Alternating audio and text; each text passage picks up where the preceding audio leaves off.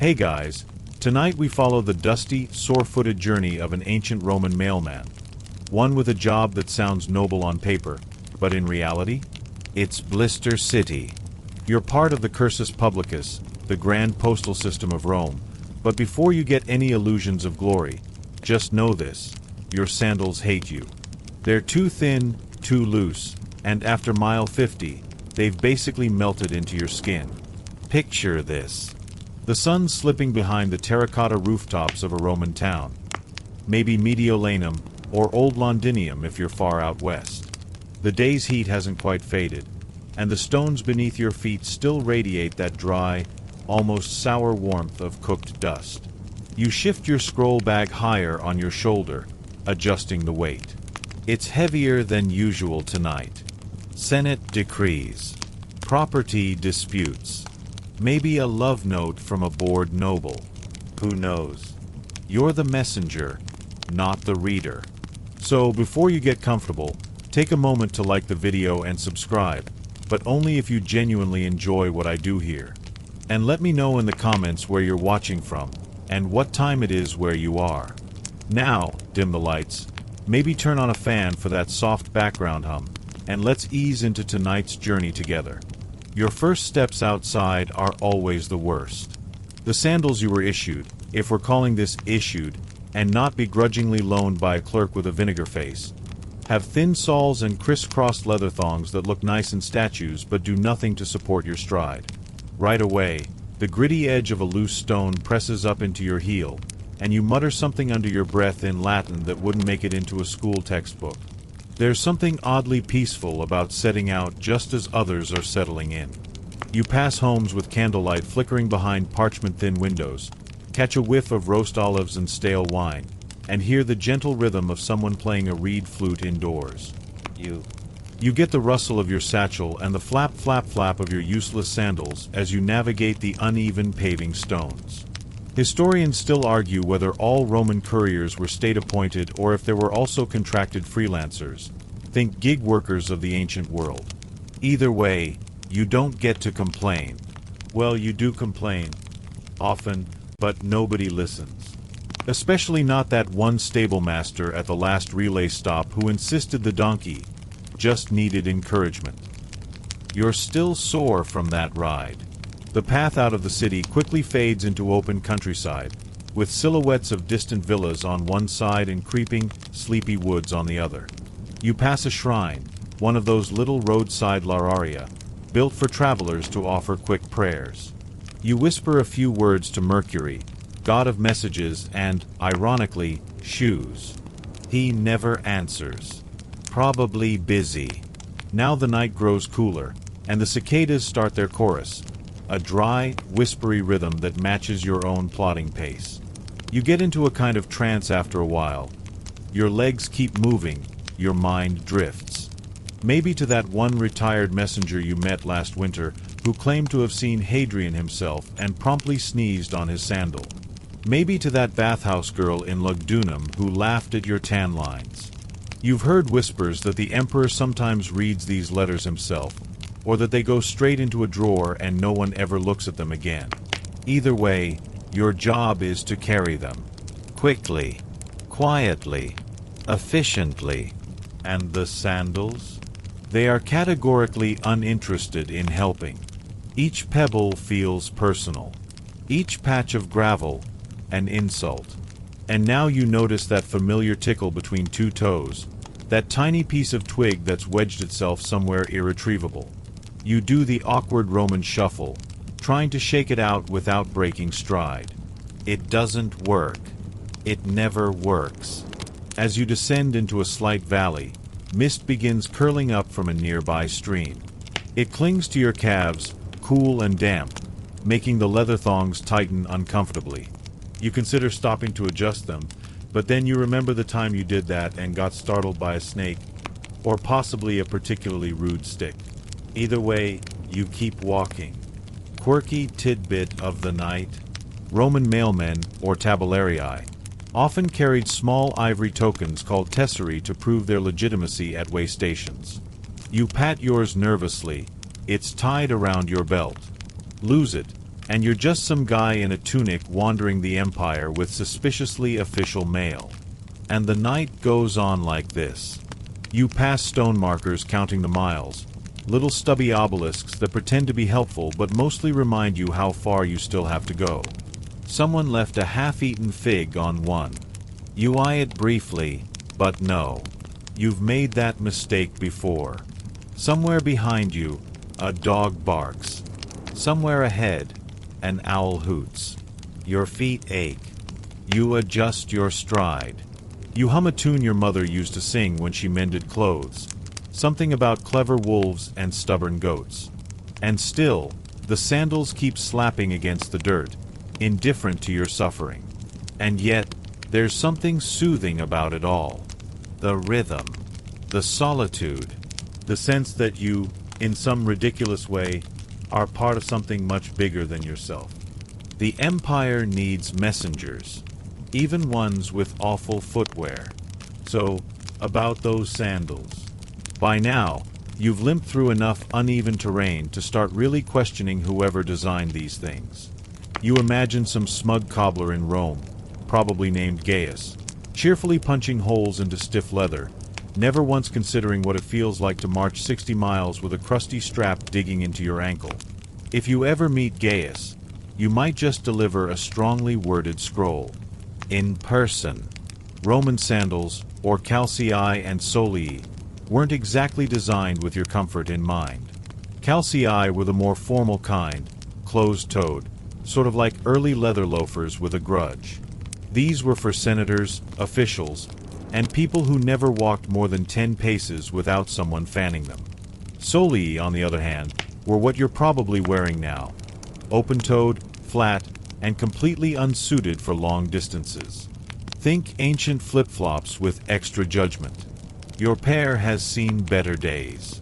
The straps are worn thin, the soles barely clinging to their own identity, and one of the toe thongs has started to twist like it's staging a small rebellion. You try to ignore it because stopping means losing time, and in the cursus publicus, time is everything. The Roman postal system, or cursus publicus, wasn't just a network, it was an institution. An empire-spanning highway of messages, packages, and imperial secrets. And yet, despite all the planning, the stations, the tax funding, no one ever stopped to issue decent footwear. Historians still argue whether messengers received standard gear from the state or had to provide their own. Most lean toward the latter. Which means you probably bought these sandals secondhand from a market stall, possibly one that also sold figs and questionable goat cheese. The sandals may have once belonged to a retired soldier. Or his goat. Hard to say. You remember the seller, too. Missing teeth, a smile too wide. Solid pair, he promised, slapping the worn heel. Carried messages all the way to Hispania. And back again, apparently. You've tried stuffing bits of wool between your heel and the sole, an old trick another courier taught you. It works for a while, until it doesn't. Then you tried lining the insides with fig leaves. That ended poorly. Let's just say ants were involved, and you had to run through a village barefoot, flailing like an idiot. But sandals are more than just shoes in Rome. They're social signifiers. Senators wear red calcii. Soldiers have studded soles. Slaves often go barefoot. You, as a government courier, are somewhere in between. Important enough to wear shoes, not important enough to wear good ones. And the roads themselves don't help. Sure, Rome is famous for its roads, vie stretching across continents, marvels of engineering. But marvels don't massage your arches. They're stone, hard and hot in the day, icy and cruel by night. You can't help but notice that every mile marker feels like it was placed just to mock you. Mile XX, still nowhere near done. At some point, you pause to tighten the ankle strap. Big mistake. The knot won't come loose. Your fingers fumble in the dark. Now there's a pebble under your foot that feels like it's developing a personal vendetta. You sigh dramatically, as if the stars will feel sorry for you. They don't. You take a moment, shifting your weight, and admire the night sky. At least that part's free. A wide stretch of stars, sharp and cold, arching over the road. You can see the faint path of the Milky Way, known to Romans as the Via Lactea. The Milk Road spilled across the heavens when Juno pulled baby Hercules off her divine breast. You've always liked that story. Not helpful for your feet, but it's something. The fringe fact of the evening? Some Roman sandals had hobnails embedded in the soles, not for grip, but to leave intimidating patterns in dirt roads. Imagine the psychological warfare of chasing someone while your feet stamp, leg, 12-inch into the earth. Unfortunately, your sandals do not do this. Your sandals leave impressions that probably translate to OW in Latin. You keep walking, adjusting your stride again. One foot's gone numb. That's actually kind of nice. You fantasize about better footwear. Maybe soft felt boots like the ones Persian envoys wore. Or those snug ankle shoes from the Germanic tribes, stitched tight and weatherproof. But no. You've got Roman pride and Roman blisters. At the last relay station, someone had mentioned a new kind of sandal design. Thicker sole, more padding, invented by a retired gladiator with foot problems. You made a mental note to look into it, assuming you survived this journey with at least one toe intact. You pass a farmer's cart left by the roadside, wheels half buried in weeds. A blackbird hops along the edge. Somewhere in the distance, a horse snorts. You hope it's tied up. The last thing you need is to get chased by a stray cavalry steed while wearing artisanal toe torture devices. The road begins to slope upward, just a little. Enough to make your calves whine. The leather straps on your left sandal dig deeper, finding new and exciting ways to cause pain. You shift your satchel again and mutter a half-hearted prayer to Mercury, god of messages, travelers, and sore feet, you assume.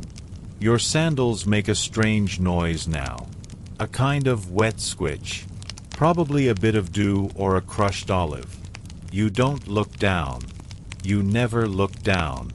The disappointment is always worse than you think. But the night continues, as it always does. You pass another shrine, this one older, its stones crumbling and mossy. You drop a tiny offering, a coin, scraped from the bottom of your pouch. For luck. 4 lighter steps. 4 less sand in your sandal. And as you continue on, foot after foot, blister after blister, you find a rhythm again. It's not comfortable, not pleasant, but it's familiar. And that, somehow, is enough. The road stretches on like a tired promise. You've stopped looking at the stars. They're lovely, sure, but after a few hours, they start to look smug, like they know how far you have left. Instead, your focus narrows to the stone path ahead and the dull rhythm of your own trudging sandals. There's a strange relief in monotony. You just keep moving. Because that's the job. You're officially part of the Cursus Publicus, Rome's state-run postal service. A title that sounds grand, even glamorous. Until you're actually doing it. Until you're deep in the provinces, hours past sunset, your scroll bag digging into one shoulder, and your sandals behaving like wet cardboard strapped with angry snakes. But let's rewind a bit, because this whole Cursus Publicus thing, it was a masterpiece of imperial logistics. Established under Augustus, it connected the furthest corners of the empire like arteries pumping information instead of blood. Messages, goods, military orders. They all flowed across stone roads, mounted couriers, and supply relays. That's where you come in, sort of like the nervous system, or a very tired foot. The system relied on relay points called mutations for changing horses, and mansions for resting. These were spaced roughly every 12 to 20 miles, depending on terrain and whether the engineers building them were caffeinated or not. At each stop, you might find a change of mount, a bowl of lentil stew, and maybe, if the gods are smiling, a bench to sit on. But even these rest points are, let's say, unpredictable.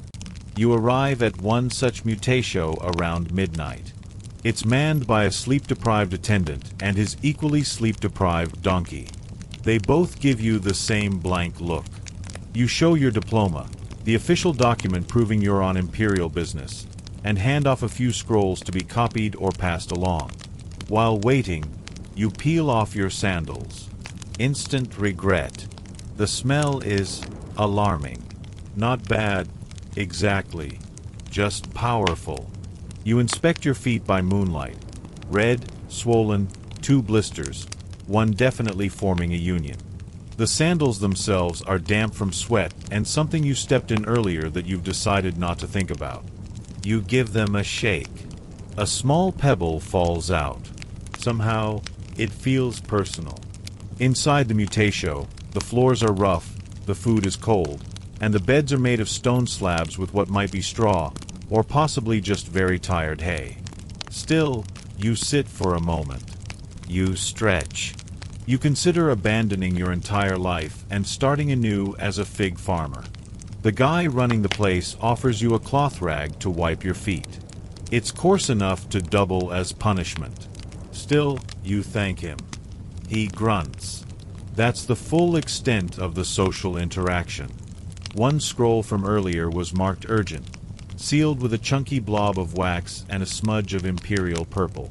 Could be anything: military orders, a tax dispute, or instructions to repaint a statue in a coastal town because the emperor didn't like its nose. You try not to care. You're just the legs. Historians still argue whether the cursus publicus was strictly for state business or whether wealthy elites could bribe their way into using it for private letters. The answer is probably yes, and you've seen your fair share of suspiciously perfumed scrolls in the pouch. Back on your feet. Literally. The sandals have dried a bit. They're now stiffer, less forgiving. One strap has twisted and begun slicing into the side of your foot like it's auditioning for a gladiator match. You sigh and tighten the strap anyway. The next leg of the route takes you through flatter terrain, a welcome change after the rocky descent of earlier. Trees line the road here, olive groves and low stone walls passing like slow thoughts. There's a rustling sound, a lizard, maybe, or something with more legs. You keep to the center of the road. And it's here that you begin to understand something odd. Something the modern world rarely talks about. Just how many layers of planning and pain go into keeping an empire running. Someone had to quarry the stone for this road. Someone had to stamp those bronze scroll tubes. Someone had to tan the leather that's now slowly fusing with your heel. Quirky fact. Some Roman sandals had removable soles, or rather, replaceable hobnailed layers, that could be repaired at roadside stalls. Too bad none of those stalls are on your route. Yours are stitched solid, with the subtle flexibility of a roof tile. The groves grow denser. Moonlight filters through in jagged patches, creating a kind of flickering strobe that dances across the road. You think about that one time you saw a courier ride through a thunderstorm without flinching. You also remember he lost 2 scrolls to a flash flood and spent the next week digging them out of a pigsty. You never did ask if they were salvageable. There's something beautiful about the silence now. That rare, complete quiet of countryside at night. No carts, no shouting. Just you, your sandals, and the soft whisper of wind through olive branches. You almost forget the dull, hot pain blooming in your arches. Almost. By the time you see the glow of the next village in the distance, your legs feel like pillars of sand. But there's a strange pride in it too. You've made it this far. The scrolls are intact. The sandals, somehow, are still on your feet. You laugh quietly to yourself. Or maybe you're just delirious from fatigue. Hard to say. Still, you square your shoulders, retie the left strap again, and step forward. Because that's what Roman mailmen do. Even in sandals that deserve to be thrown into the Tiber. You wake up to your own snoring. Well, not exactly snoring. More like that awkward snort gas people do when they fall asleep sitting up. You're on a wooden bench in the corner of a mancio, a small postal in about 30 miles from your last checkpoint. Your scroll bag is tucked under one arm like a paranoid chicken. A candle stub flickers nearby, nearly out. And your feet? Oh, your poor feet. They're throbbing in that dull, pulsing way that suggests permanent emotional damage. The sandals are under the bench, drying by the hearth, looking as innocent as possible. You eye them suspiciously. They probably conspired in your sleep. Before you can fully regret waking up, a rooster crows. Loudly. In your face. Apparently, he belongs to the innkeeper. Apparently, he's also a morning person. You mutter something less than charitable and reach for your sandals with the careful dread of someone handling live eels. The leather's stiff now. Overnight, it's hardened into something that could double as a weapon in gladiatorial combat. You try to wiggle your foot in, and the sandal answers by pinching your pinky toe with the precision of a vindictive crab. You try again, this time mumbling a prayer to Janus, god of beginnings, doors, and one assumes, mildly sad footwear. Eventually, you're back on the road. Today's stretch cuts through open farmland. Golden fields of wheat on either side, dotted with slow-moving oxen and the occasional shepherd who looks like he's auditioning for a tragic poem. You wave politely. One waves back with a piece of bread. You're not sure if it's an offering or just coincidence. Now, let's talk about where these sandals come from, the source of all your suffering. Roman leatherworking was a proud, ancient trade. Tanners worked in the Fulanicae, stinking workshops that handled everything from soaking hides in fermented urine to softening them with animal fats. Yes, you heard that right. Ancient Roman sandals were, in a very literal sense, brought to life with pea and elbow grease. Historians still argue whether couriers were issued custom-made footwear from central workshops or just left to buy what they could afford from local cobblers. Evidence leans toward whatever you could get your hands on without selling a kidney. If you were lucky, maybe you got a pair crafted from supple oxhide. If you were less lucky, it was goat or boar. And if you were really unlucky, well, no one wants to wear donkey leather. Trust me. You once visited a tannery near the outskirts of Rome. The smell hit you 3 alleys away, like boiled socks and regret. Inside, rows of hides hung like ghost laundry. A young apprentice explained the whole process while you tried not to breathe. They soaked the hides, scraped the hair off, then hammered and oiled the leather into submission. Sandals were cut by hand, shaped using crude wooden molds. No arch support, no padding, just a sole, some straps, and the stubborn hope that your foot wouldn't revolt. You remember asking the apprentice if anyone ever made sandals with thicker soles for messengers. He laughed. Some sandals were reinforced with cork layers or extra leather, especially for soldiers. But not yours. Yours are whisper-thin. They let you feel the road, which sounds poetic until you realize the road is full of gravel and crushed snail shells. Quirky fact for the day. Some archaeologists have found sandal soles with embedded charms or small bronze tokens. Possibly for luck, possibly just to make your step jingle dramatically. You check your sandals. No charms. Just a loose stitch that threatens to unravel with every mile. The road curves up a small ridge. At the top, you pause for breath, and for a good view. Below, a patchwork of farmland stretches to the horizon, dotted with villas and steaming bathhouses. To the west, the edge of a forest. To the east, a long aqueduct slicing across the land like a marble rib. You pull out a scroll and check the wax seal. Still intact. You're halfway to the next drop point. If all goes well, you'll make it there by evening. If not, you might have to sleep in a barn again. Last time, the chickens judged you the entire night. You keep walking. By midday, The sandals have become less footwear and more philosophy. They no longer fit, they cling. They no longer support, they comment. Each step is its own argument. You try walking on the edge of your feet, then flat-footed, then pigeon-toed. Nothing helps. There's a new blister forming somewhere near your ankle, and it feels like it's planning a coup. You start imagining alternatives. Could you pad the insides with moss? Maybe sheep's wool? You once heard of messengers in the Alps wearing felt-wrapped boots. That sounds dreamy, warm, supportive. Not available here. There's a roadside vendor near the bridge ahead. He's selling grilled fish, apricots, and, blessedly, strips of cloth. You buy 2. Rip them into makeshift foot wraps. Tie them over your sandals like desperate bandages. The result looks like a fashion statement made by someone with a head injury, but it helps. A little. Evening creeps in. The light turns golden. The sandals grow loose with the cooler air. They slap the stone with a lazy rhythm now. Schlack, schlack, schlack. You hum along with it, a half-forgotten tavern tune from your younger days. You're close to the next village. You can smell the olive oil and hearth smoke. A child waves at you.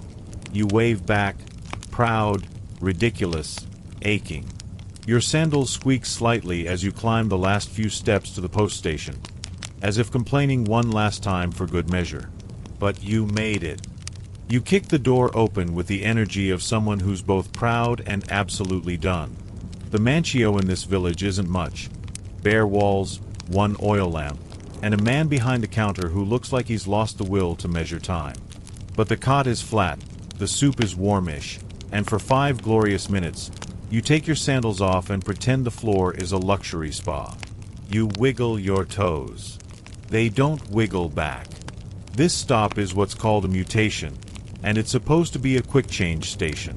Drop off old scrolls, pick up new ones, grab a snack, maybe switch mounts if you're lucky enough to ride, which of course you are not. You hand over your pouch, wait as the clerk checks seals, logs entries, and mutters about bureaucracy. Then he passes you a fresh stack. "You've got one for buy," he says, barely looking up. "Urgent." Of course it is. You sip a little watered wine while you inspect the new load. The wax seals glisten in the lamplight. Senatorial green, merchant black, and one in faded purple, slightly cracked. Looks official. Could be someone's inheritance. Could be a death notice.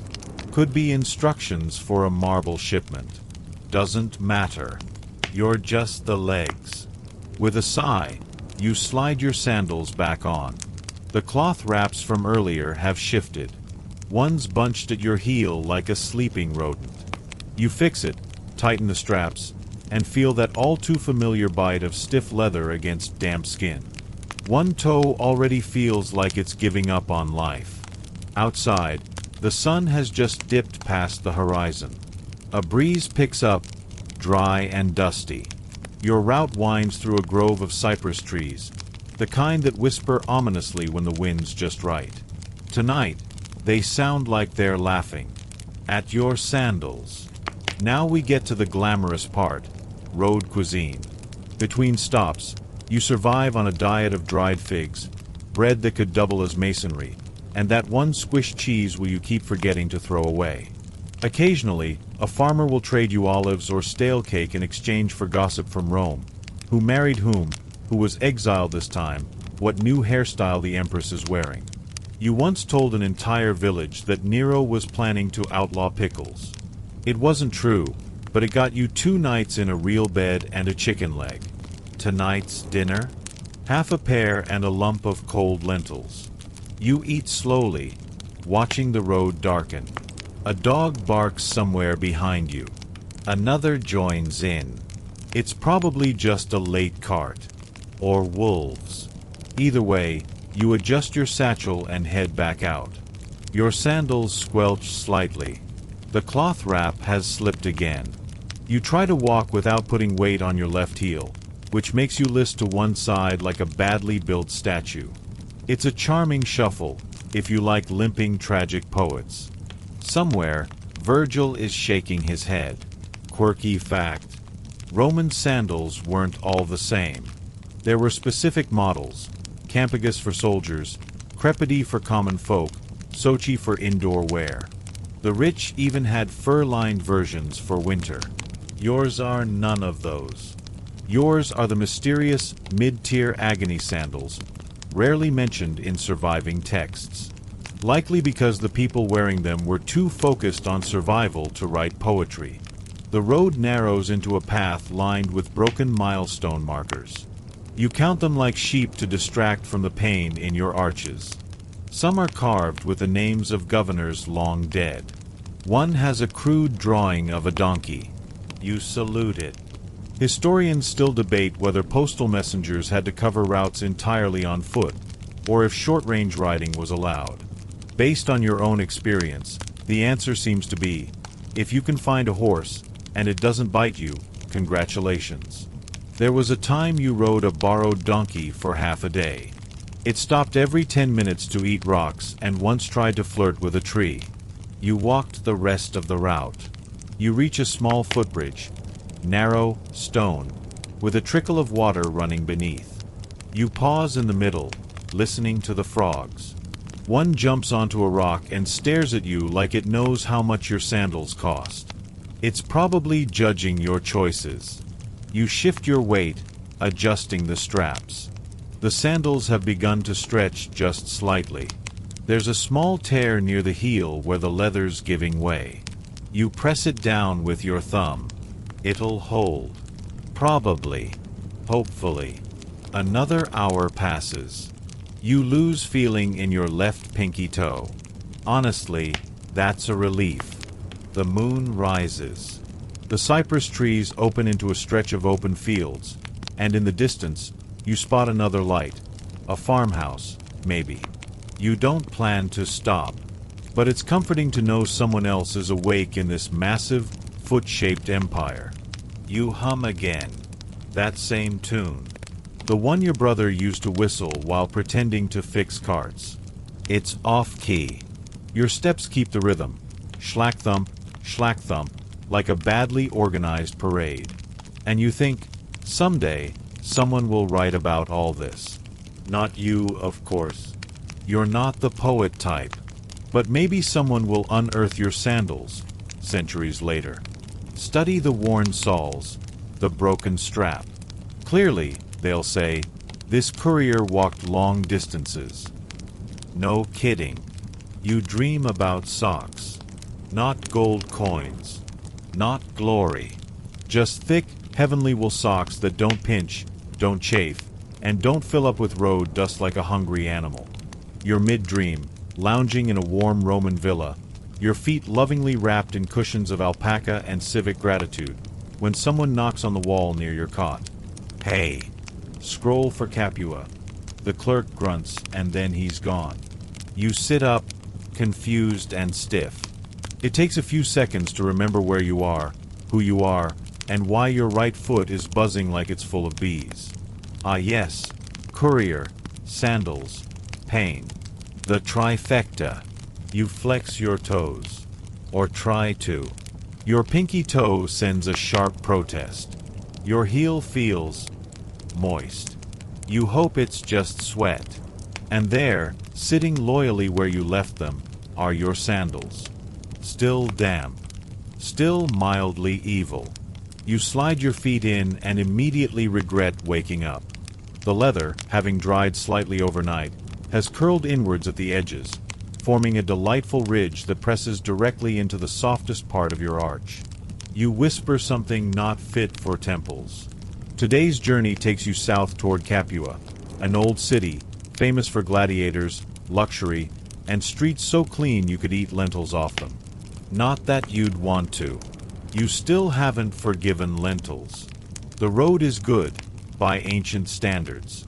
Flat, paved, with just enough drainage to keep your feet from soaking. But it's long. And the sun is already creeping over the hills like it knows you've got a fresh blister forming. A fellow courier passes you going the other way, this one on horseback. He gives you a nod of pity. You give him a nod of passive aggression. Let's talk about how Roman couriers dealt with foot pain, because you're sure someone must have tried. Some carried salves made of crushed laurel leaves and vinegar, which helped with swelling but smelled like an abandoned salad. Others used strips of linen dipped in goat fat. One desperate soul swore by rubbing garlic on his toes to numb the nerves. You tried that once. Your feet stank for 3 days, and a dog followed you for 2 miles. Historians still argue whether there was an official courier boot design, something standardized across the empire. Some think there were regional variants.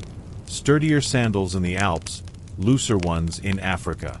Others think everyone just wore whatever didn't fall apart immediately. Based on your experience, the latter is deeply correct. Midday approaches. You stop under a fig tree for shade and try adjusting the straps again. The left one has rubbed a raw groove into your ankle. You consider chewing on a leaf just to feel something else. You take a scroll from your satchel and check its seal, red wax, stamped with the mark of a grain merchant. You wonder what secrets lie inside. Maybe it's a contract. Maybe it's an apology letter. Maybe it's just a very detailed complaint about bean storage. Quirky tidbit for today. Some Roman sandals had tiny decorative metal studs hammered into the soles, not for grip, but to leave marks on dusty floors. Merchants would customize them with initials, religious symbols, or little fish for flair. Basically, ancient flexing. Yours, naturally, have none of that. Your sandals are the footwear equivalent of shrugging. The heat grows thicker. Your sweat has soaked through the cloth wraps you added days ago. They're now damp, crumpled, and beginning to develop an identity of their own. You name the left one betrayal, and the right one regret. You remember a story another courier once told at a rest stop, about a senator's servant who tried to invent padded sandals using goose feathers. It worked, briefly, until the sandals attracted every wild dog in the neighborhood. The servant allegedly now works in plumbing. The road curves around a vineyard, the kind that smells faintly of musty grapes and faint ambition. You pass a pair of farmers hauling baskets. One of them points at your feet and chuckles. You don't blame him. You keep walking, focusing on the rhythm. Left, right, heel, pain, toe, regret. Sometimes you fantasize about retiring, moving to a small villa in the hills, growing herbs, sleeping in, wearing nothing on your feet at all, just soft dirt between your toes, a breeze, and no more angry sandals trying to rearrange your bone structure. But that's far off. Right now, you're just trying to make it to the next rest stop before your sandals dissolve entirely into symbolic suffering. The village of Isernia creeps into view at dusk. It's small, just a few houses, a modest temple, and a stall selling grilled onions that smells like heaven. You stop at the mancio and drop off 3 scrolls. The clerk offers you a basin of water. You dunk your feet in it like they've just returned from war.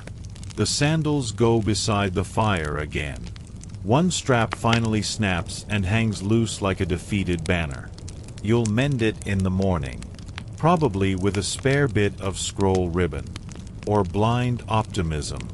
You fall asleep with your feet wrapped in damp cloth and your dreams full of quiet roads, cool nights, and the distant, impossible feeling of walking barefoot through soft grass. You wake up to thunder, but not from the sky. It's your stomach, growling loud enough to rattle your scroll bag. You'd laugh if it didn't hurt to move. Your calves feel like coiled rope.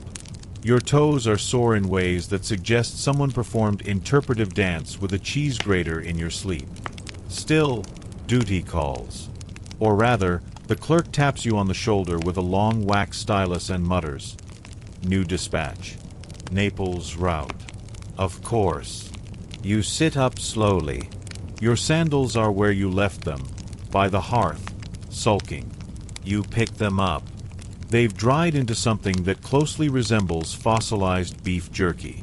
One strap is still frayed, but you reknot it with the confidence of a man who no longer believes in the concept of comfort. Today's walk will be rough. The Naples route cuts through marshland. Flat but damp. Lots of bugs. Even more puddles.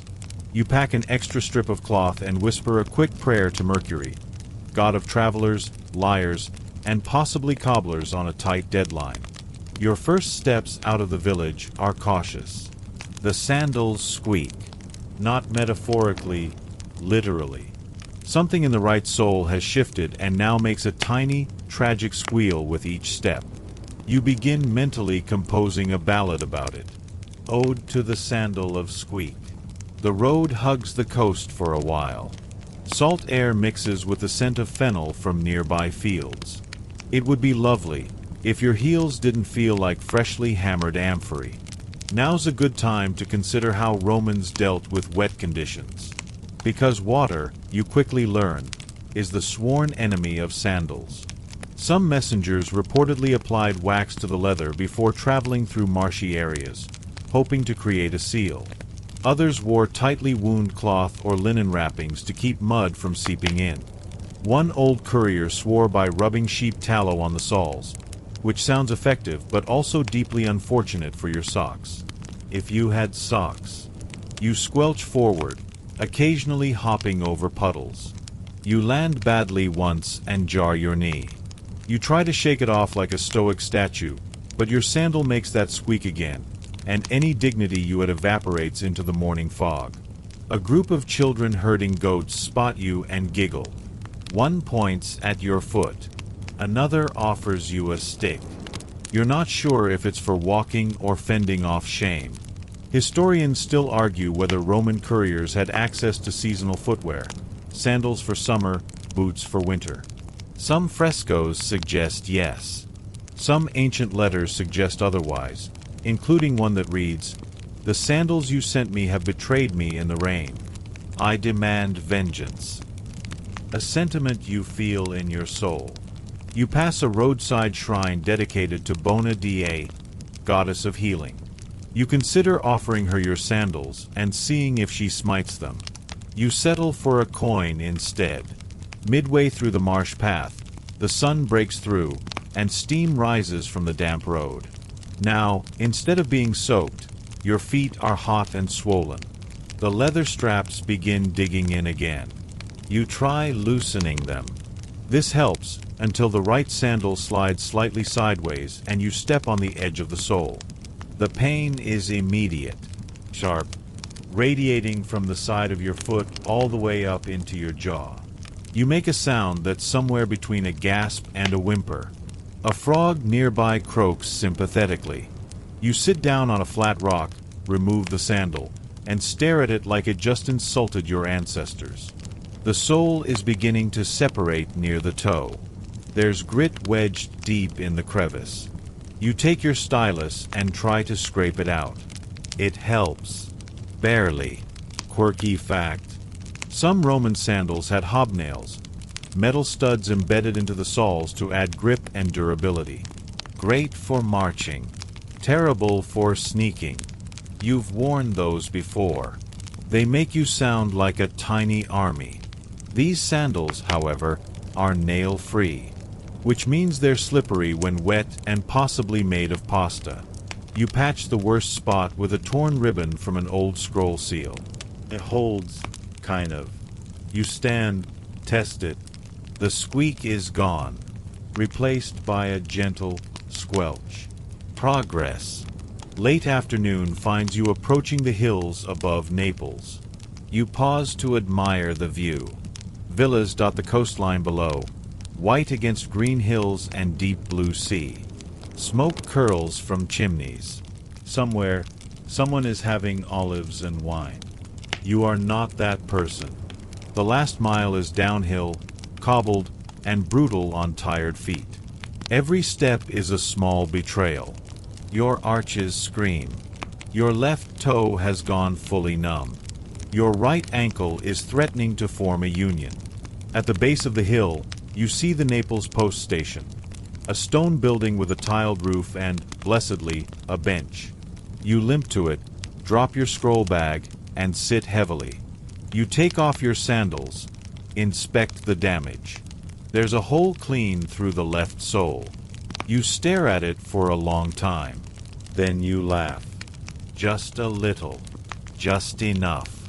Because somehow, despite everything, mud, heat, goats, betrayal, you made it. The clerk greets you with a nod. From Rome, he asks. You nod back, handing him the dispatch. He raises an eyebrow. Still walking in those? You just smile. You limp into the Mancio like a war hero returning from battle, with far fewer medals and far more foot odor. The clerk tosses you a damp cloth and gestures toward a basin in the corner. You half crawl to it, dunking your feet in without ceremony. The water turns cloudy almost instantly. You sigh audibly. A goose honks outside. You're not sure if it's judgment or encouragement. Tonight's mission is simple. Rest, repair your sandals, and maybe find dinner that doesn't involve something shriveled and mysterious. You retrieve your scroll satchel, rummage for the patch kit you've been hoarding. It's just a dull bone needle, some sinew thread, and a scrap of donkey leather that still smells like disappointment. You unthread the worst strap, reattach it with something approaching determination, and reinforce the heel with a bit of waxed cloth. The result is functional. Ugly, but functional. Which, frankly, describes most of your life right now. Once patched, you set the sandals by the hearth again. A fellow courier, older, grizzled, wearing a tunic that's more whole than cloth, watches from across the room. Your sandals make that squeaky noise, he asks. You nod. He chuckles. That's the ghost of your foot trying to escape. You like this guy already. Let's talk about courier hierarchy for a moment. Not all Roman messengers were equal. There were different ranks: speculators, cursors, and tabellarii. Some were government agents, others simple errand runners. You fall somewhere in the middle. Important enough to be trusted with sealed messages. Not important enough for fresh sandals. Historians still argue whether messengers were considered respected civil servants or glorified delivery boys. One surviving inscription praises a courier for tenacity and loyalty through 10 provinces. Another warns innkeepers not to let couriers drink too much wine. So, both you and the old courier trade stories. He once walked from Aquileia to Marseille with a broken sandal and an angry chicken tied to his waist. Don't ask. You tell him about the time your sandal fell apart in front of a provincial governor and you had to improvise with bark and twine. He laughs so hard he wheezes. You fall asleep early, dreaming of warm floors and silent shoes. By sunrise, you're back on the road. The Naples route turns inland toward Capua again, through gentle hills and fields littered with poppies and stubborn goats. The sandals are holding, for now. You adjusted the straps slightly and stuffed a sliver of linen between your toes. It helps. A little. Today, let's appreciate just how simple these sandals were. Roman sandals typically consisted of 3 parts: the sole, the upper straps, and a fastening mechanism, usually a toggle or knot around the ankle. No stitching machines. No ergonomic padding. Just raw leather, shaped with iron knives and stretched over wooden lasts. You're essentially walking around with flattened cattle. In fact, some archaeologists believe couriers might have intentionally worn sandals one size too small for a tighter grip, like sizing down your agony. Others argue the opposite, that oversized sandals allowed for extra wrapping, which cushioned the foot. Either way, nobody was inventing insoles anytime soon. Quirky tidbit: a 1st century graffiti piece in Pompeii features a drawing of a sandal with wings on it, labeled "For Mercury Only." Whether it was satire or just very ambitious marketing, we'll never know. You cross a small stream using a plank bridge, careful not to soak your sandals again. The sky is overcast. Good for walking, less good for morale. You pass a fruit vendor traveling with a mule cart. He offers you a bruised pomegranate. You accept, bite into it, and feel a seed wedge itself somewhere behind your molars. The sandals make a soft flapping noise now, like they're applauding your survival out of pity. Midday, the path narrows between two hills. The incline is steep, and you feel every inch of it in your calves. The sandals stretch slightly with the heat, and the heel patch begins to peel. You press it back down mid-step. It obeys. Mostly. You reach a flat stretch of road lined with wildflowers. For a moment, you almost forget the pain. The wind is soft. The sun peeks through. Your feet feel only mildly cursed. And then a rock sneaks under the sole. You step directly on it. Sharp, smug, perfectly aimed. Pain blooms across your foot like a dramatic actor making an entrance. You hop, swear gently, and remove the sandal. The rock rolls away, proud of itself.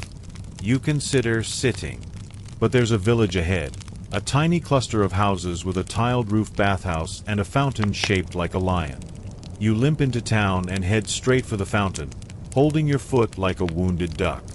You rinse the sandal, check the sole again. The hole from before is widening, like it's thinking about going full tragic. Historians still debate whether messengers were allowed to requisition new sandals at these stops, or had to wait until Rome approved replacements. Based on your reality, the answer is beg, borrow, or tie bark to your foot. The local cobbler takes pity on you, offers to reinforce your sandal sole with a scrap of worn saddle leather. You trade him a half-written scroll draft, something bureaucratic and dull. He's thrilled. You're confused. You both win. Back on the road, the repaired sandal feels stiffer, heavier. But it holds. And for the first time in days, you don't feel like you're walking on jellyfish made of regret. The sun dips low again. You pass an old milestone, its inscription faded but still legible. It marks the distance to Rome. 94 miles. You pause. You smile. You're going the other direction, of course. But it's nice to be reminded where it all started. You walk until the next Mancio appears on the horizon. Small, stone-walled, but glowing with firelight. The sandals squeak once. Just once. Then they go quiet. Maybe they're learning. You wake with the scent of damp earth and embers curling through the Mancio. The fire's warmth lingers like a quiet promise as you flex your feet, now feeling more like two ancient artifacts than part of a living body. You roll over, hearing the creak of the door and the low murmur of other couriers stirring. The daily grind calls again. Today, the route twists toward Beneventum, a city famous for its arches and, more importantly, its abundant shady resting spots. You welcome the thought. Maybe this leg will be easier. Maybe your sandals will cooperate. Maybe goats will stay far away. You sling your satchel over your shoulder and stand, testing your patched-up sandals. They're stiff but loyal. You step out into the cool morning air, the road crunching softly beneath your feet. The landscape shifts, rolling hills, olive groves, and the distant sparkle of a river. The path is smoother here, the stones worn flat by centuries of feet just like yours. The scent of herbs drifts on the breeze. Sage, rosemary, and something faintly sweet you can't place. You walk, slowly, rhythmically. The sandals clack gently, a muted percussion for your journey. Roman couriers like you relied heavily on mutations, relay stations spaced about every 15 to 20 miles. At these stops, riders and foot messengers could swap horses, grab fresh water, and, if lucky, rest their weary feet. You've learned to treasure these brief respites. They're the briefest windows of relief from your constantly rebelling sandals. Quirky bit. Some mutations even had small stables for messenger pigeons, used for urgent dispatches. You envy the pigeons. Their feet must be so much happier. You pass a cluster of shepherds tending to their flocks. One old man waves, offering a loaf of bread wrapped in cloth. You accept gratefully. The bread is dense and faintly sour, the perfect antidote to days of hard grains and mystery meat. The sandals have settled into a rhythm, molding slowly to your feet like a grudging truce. The leather straps now feel less like miniature traps and more like uncomfortable hugs. You come upon a roadside shrine adorned with small, colorful stones. It's dedicated to the goddess Fortuna, protector of travelers and, you hope, sandals. You pause, make a small offering of coins, and silently ask for mercy on your next step. Historians still debate whether couriers were officially blessed before journeys, or if these rituals were purely personal. Some ancient texts mention state-sponsored ceremonies, others describe impromptu prayers whispered at crossroads. Either way, hope is a good companion when your footwear is plotting rebellion. The midday sun climbs higher, casting long shadows. Your feet grow warmer inside their leather prisons. The hills undulate before you like waves. Each step is a reminder of your mortality, patience, and stubbornness. You cross a wooden bridge spanning a lazy river. Water laps gently against the supports. You pause to rinse your feet briefly, grimacing as the cool water shocks the warmth of your blistered skin. A group of children watch you, eyes wide with curiosity. One shyly holds out a small, hand-carved sandal made of clay. You smile and nod your thanks. You tuck the tiny sandal into your satchel, a small talisman for the road ahead. The final stretch into Beneventum is lined with tall cypress trees swaying softly in the breeze. The city walls come into view, weathered but proud. You enter through the ancient gates, greeted by the bustling noise of merchants, animals, and townsfolk. The scent of fresh bread and cooking herbs fills the air. You find the mancio near the forum, drop your satchel, and finally take off your sandals. They are scuffed, misshapen, and worn to the point of fragility. Yet, somehow they carried you here. You lean back, letting the hard stone beneath you cool your aching feet. You close your eyes, imagining softer paths and lighter shoes. Tomorrow promises new miles, new blisters, and, of course, those infamous sandals. But for now, you rest. The morning greets you with a soft haze, filtering sunlight through olive branches and casting dappled patterns on the road ahead. You lift your patched sandals, feeling their familiar stiffness beneath your fingers. Each step so far has been a lesson in endurance and creative pain management, and you know today's walk toward Apulia won't be any gentler. You start along a dirt path lined with wildflowers nodding in the breeze. The faint hum of cicadas fills the air, a slow, steady rhythm that matches your cautious footsteps. The scent of drying grass and distant smoke wraps around you like a warm, dusty blanket. Before you, the road dips and curves, slicing through groves of fig trees and rocky outcrops where goats once again survey your progress with amused indifference. You remind yourself, goats may not be fellow travelers, but their judgment is constant. You tighten your sandal straps just enough to keep the leather snug without cutting off circulation, a precarious balance. Your left sole is showing signs of delamination, that slow, steady peeling that feels like your footwear is quietly rebelling. You glance down and catch a small pebble wedged beneath your foot. You remove it carefully, trying not to wince. Roman couriers sometimes used a crude form of insole made from layered papyrus or even cork, but whether these were standard issue or rare luxuries is unclear. Historians still debate whether the extra padding was practical or simply a luxury for wealthier messengers. As the sun climbs, you reach a small roadside spring. The water is cool and refreshing, and you cup your hands to your mouth, gulping greedily. You splash some water onto your face and neck, wiping away dust and sweat.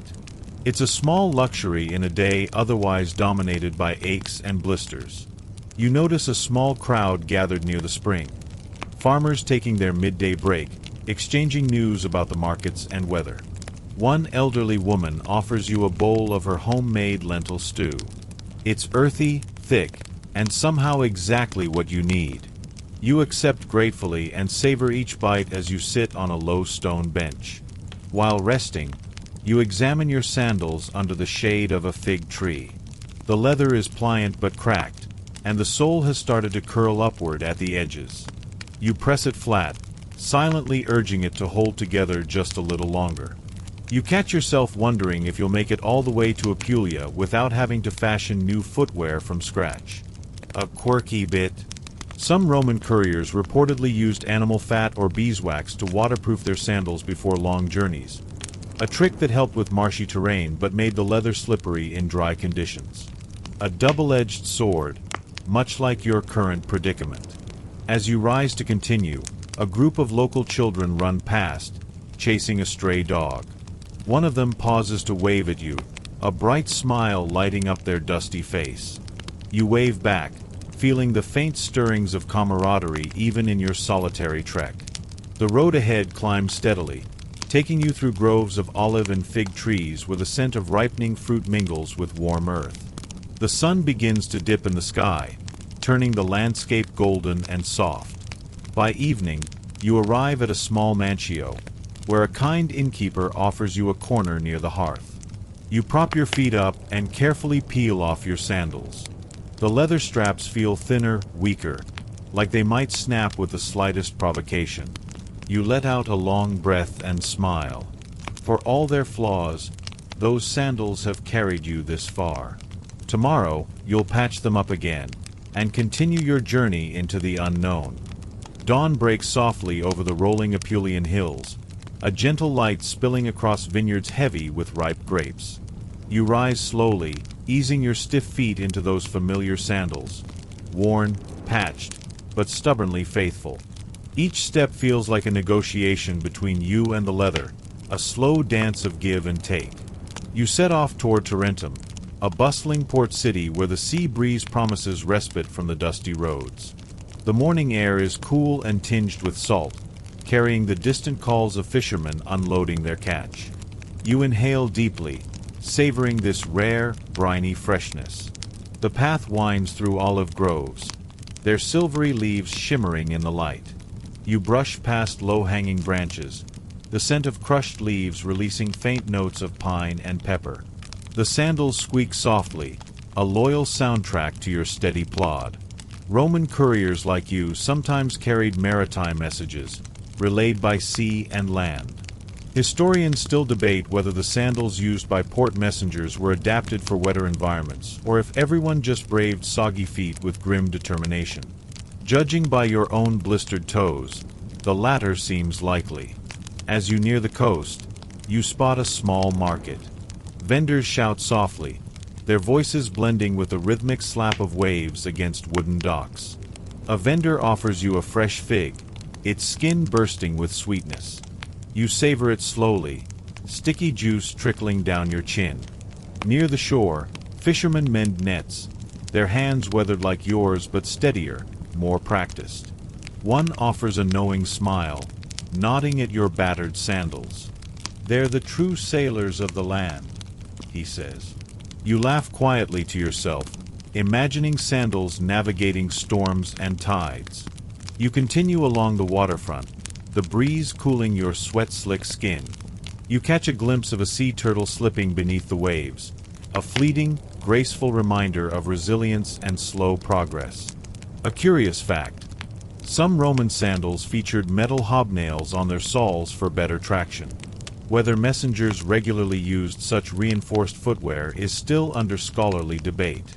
You suspect those hobnails would have driven you insane by now. By midday, you cross a small wooden pier jutting into the water. The sea laps gently below, reflecting sunlight in scattered diamonds. You pause, letting your feet dangle over the edge, sandals clumsily hooked on your toes. A few children splash nearby, laughing and chasing each other. One waves a hand-painted shell your way. You wave back, feeling the faint tug of longing for simpler days and softer shoes. You stand, brushing off your legs, and press onward through narrow, cobbled streets toward the city center. The noise grows louder, merchants hawking goods, carts rattling, voices mingling in a lively chorus. You find the Mancio, a sturdy stone building with a small courtyard filled with potted herbs and vines.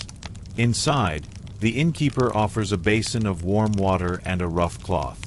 You kneel, gently scrubbing the grime and sweat from your feet and sandals alike. Tonight, you'll patch your soles and straps once more, oiling the leather with a mixture of olive oil and beeswax, a remedy passed down through generations of couriers. You sink into a wooden chair, letting the day's journey wash over you. Despite the wear and tear, your sandals have carried you another 100 miles. You smile, wincing slightly, and prepare for tomorrow's path. The morning light filters softly through the open shutters, casting long shadows on the stone floor. You sit by the hearth, adjusting your sandals once again, the leather now worn thin in spots that were once sturdy. Your toes feel the roughness beneath, but there's a stubbornness in your step that won't let you quit. Today, your path takes you inland, away from the calming sea air and into the heart of Lucania's rugged hills. The terrain is rocky, strewn with loose stones and twisted roots, a challenge for your already battered footwear. You sigh, knowing this stretch will test every stitch and patch you've managed so far. The morning is cool, the air filled with the scent of wild herbs and distant pine. The path narrows, winding through olive trees and thorny bushes that scrape your arms as you pass. Your sandals scrape against stones, producing a faint, rhythmic tapping that echoes softly in the quiet hills. Roman couriers often had to improvise repairs on the go, using anything from horsehair to thin strips of bark. Historians still argue whether such makeshift fixes were frowned upon by officials or simply accepted as necessary ingenuity. You stop at a small spring bubbling from the earth, the water cool and clear.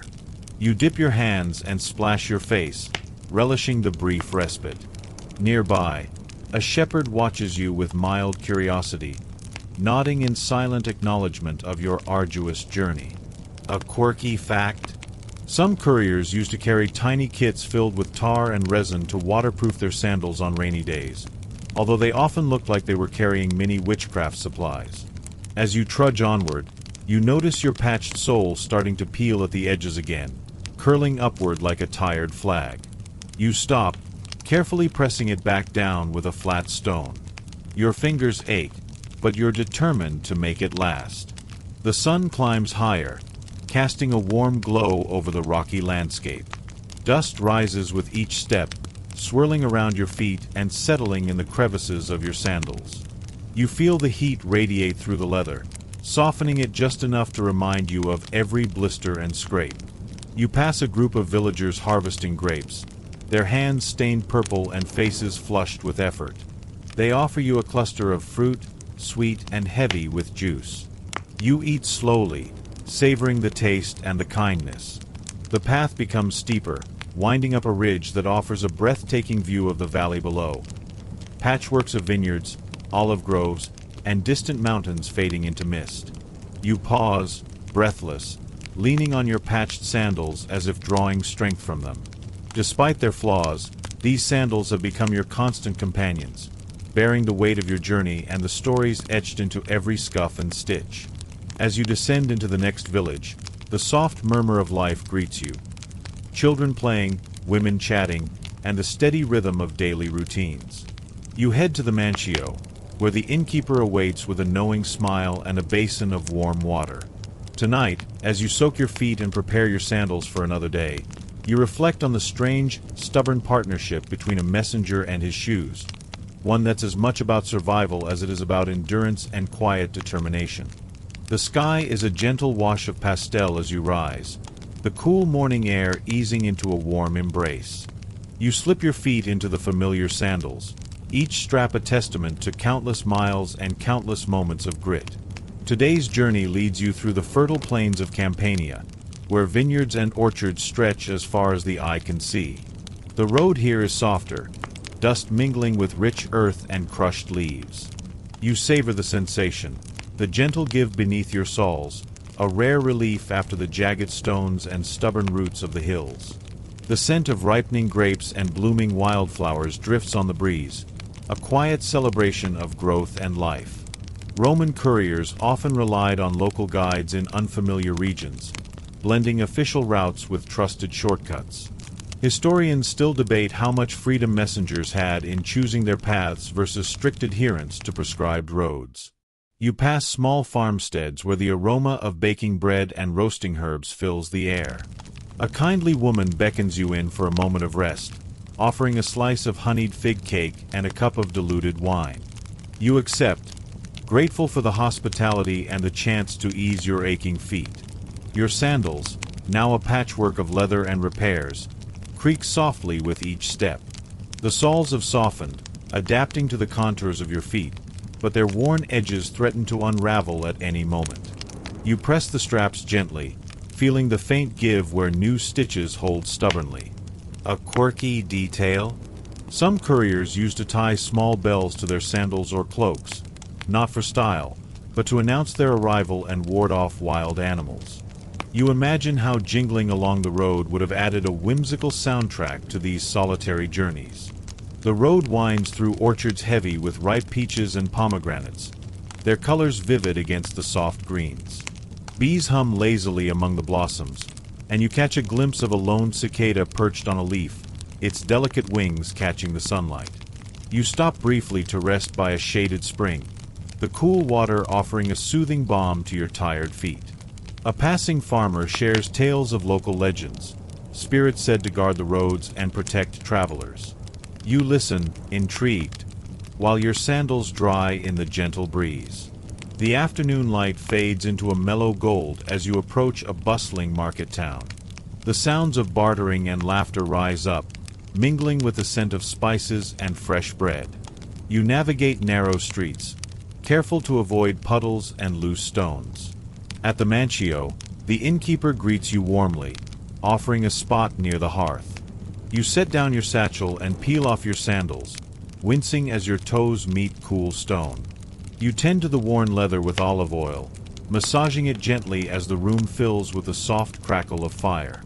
As night deepens, you reflect on the strange companionship between courier and sandal, an enduring partnership forged in dust, sweat, and countless footsteps. Tomorrow promises new paths, new challenges, and, of course, those same persistent sandals. The first light of dawn slips through your window, painting the room in soft hues of rose and gold. You stretch, feeling the familiar ache in your feet, the silent witnesses to your endless journey. Your sandals lie by the door, patched and worn, yet ready for another day of travel along the winding roads of southern Italy.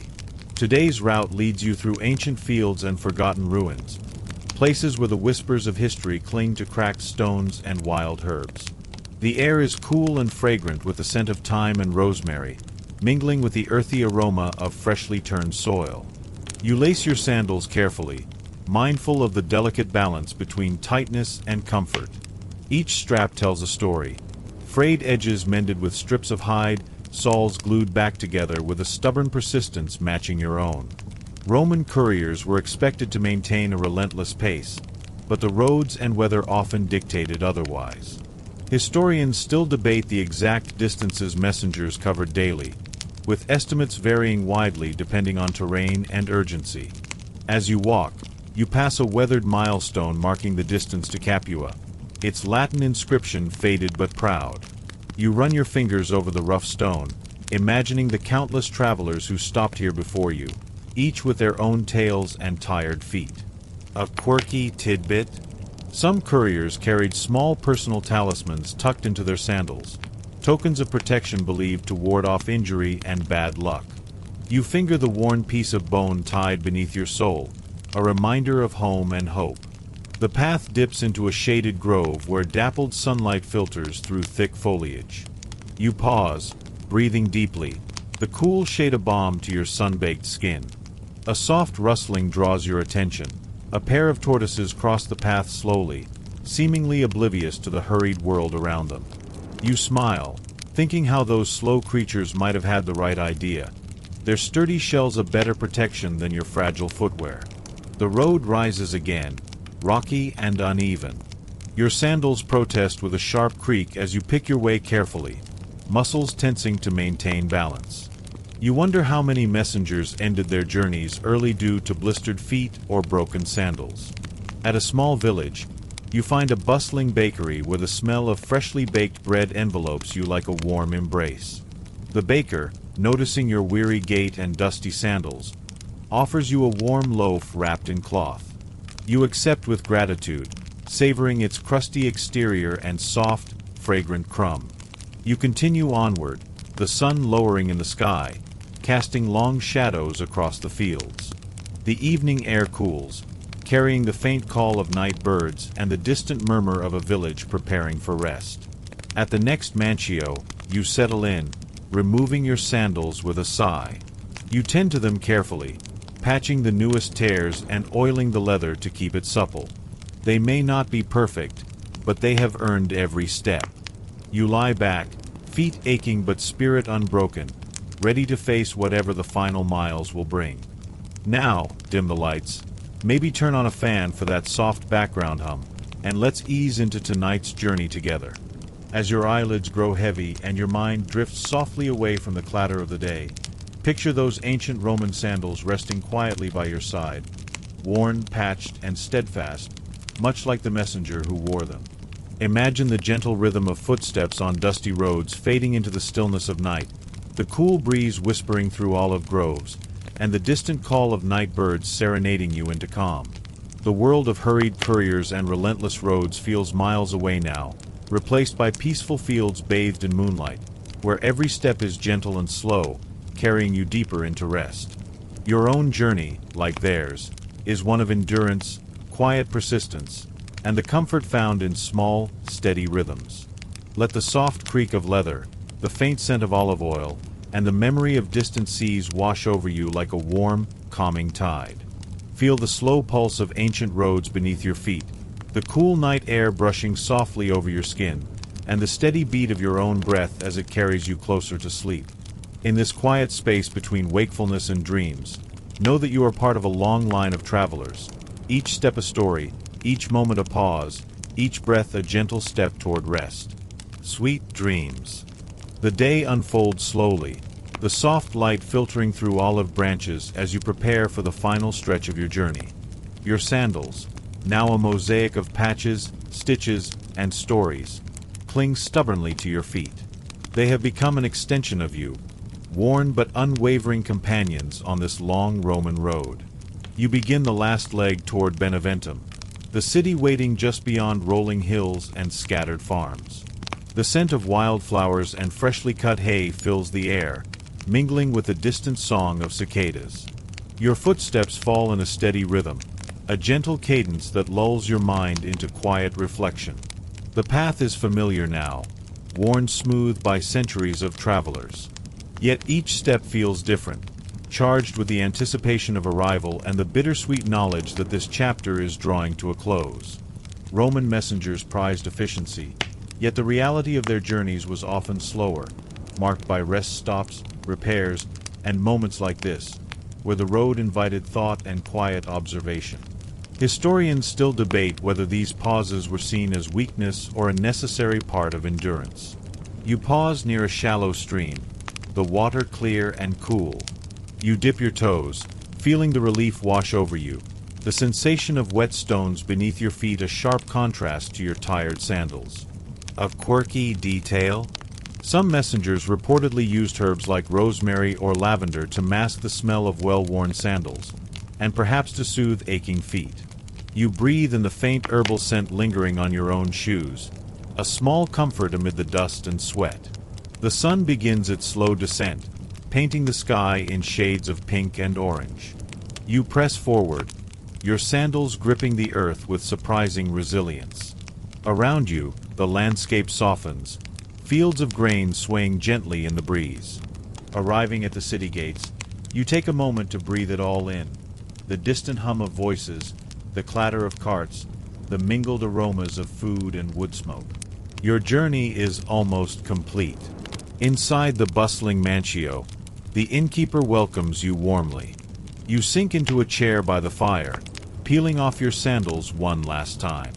The leather is soft now, molded perfectly to your feet, scarred but steadfast.